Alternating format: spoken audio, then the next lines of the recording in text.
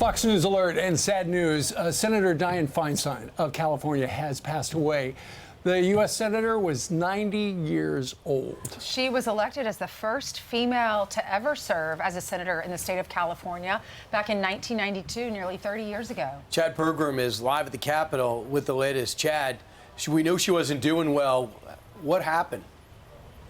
Yeah, we don't know exactly the circumstances here. She had been in ill health for quite some time, but we got some rumblings about this overnight. Senator Feinstein voted yesterday morning in the Senate, but did not attend a Democratic caucus meeting later in the day, and she also did not vote in an afternoon vote series. She was 90 years old. Let me run through some of the history here with Senator Feinstein. You know, she got into politics. She was serving on the San Francisco City Council and became mayor when there was the assassination at the City Hall in San Francisco back in the mid-1970s that killed Harvey Milk, the first openly elected gay official in the United States, and also George Moscone, who was mayor. In fact, she found the body of Mayor Moscone, and then she became mayor.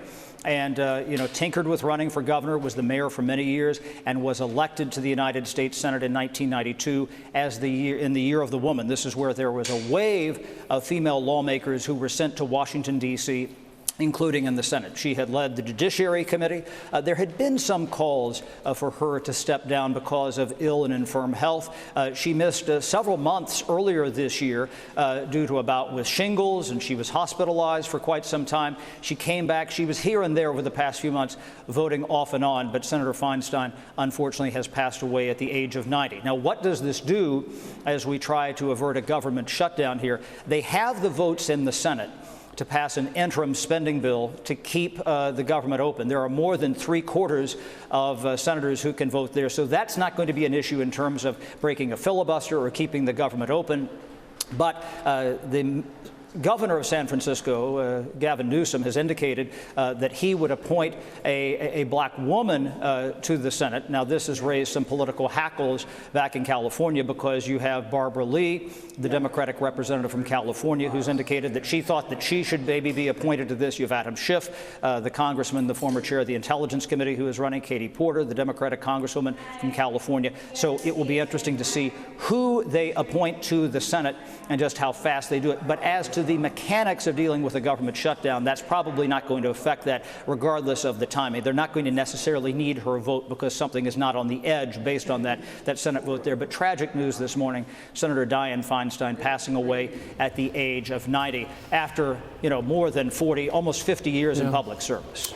She was historic. And I'm reminded, Chad, back in '84, when Walter Mondale was looking for a vice presidential candidate, she was on the short list. Ultimately, he chose Geraldine Ferraro.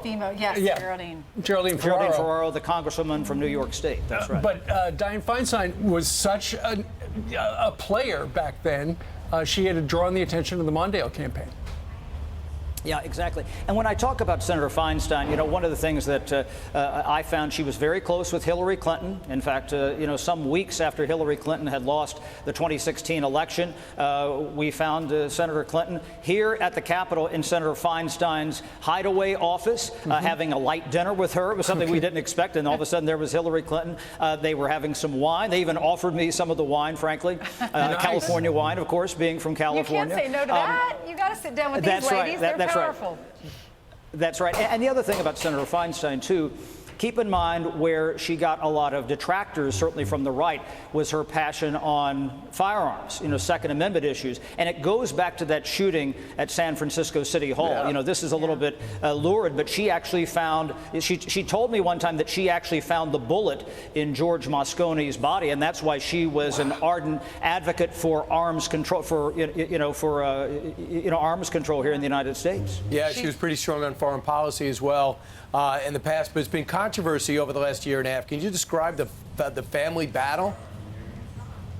Yeah, this has been an issue here with the power of attorney.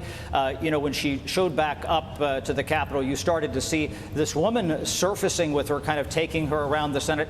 It turned out that she was the daughter of former House Speaker Nancy Pelosi. And so there were some questions there as to, who was calling the shots. And the other issue that came up, obviously, and we hear this a lot here in Washington, where you have older members who are older, suffering from health issues, are infirm, should they continue to serve at that stage? And that was a big debate here, especially after she was out for a long time. You know, she was up to be the president pro tem of the Senate, which is the most senior member of the majority party. She actually doesn't have that technical status because she stepped aside. Patty Murray, the Democrat from Washington, who was also elected in 1992, is performing that duty because she would have become, Feinstein would have, the president pro tem in the Senate after the retirement early this year of Pat Leahy, the Democrat from Vermont. So that kind of indicates some of the concerns that they had about the ability for Senator Feinstein to serve. But I just got off the phone a moment ago with a Democratic senator who said, look, there was somebody who, served with perseverance, integrity, and just, had this long description of superlatives complimenting Senator Feinstein and her time here in the United States Senate. Yeah, longest serving woman senator ever, was 3 terms mayor of San Francisco in the 70s and 80s. She was married 3 times. Her first husband divorced, and then second died, and the third one died. She has 1 daughter, Catherine, and she went to Stanford University. And today we remember Dianne Feinstein.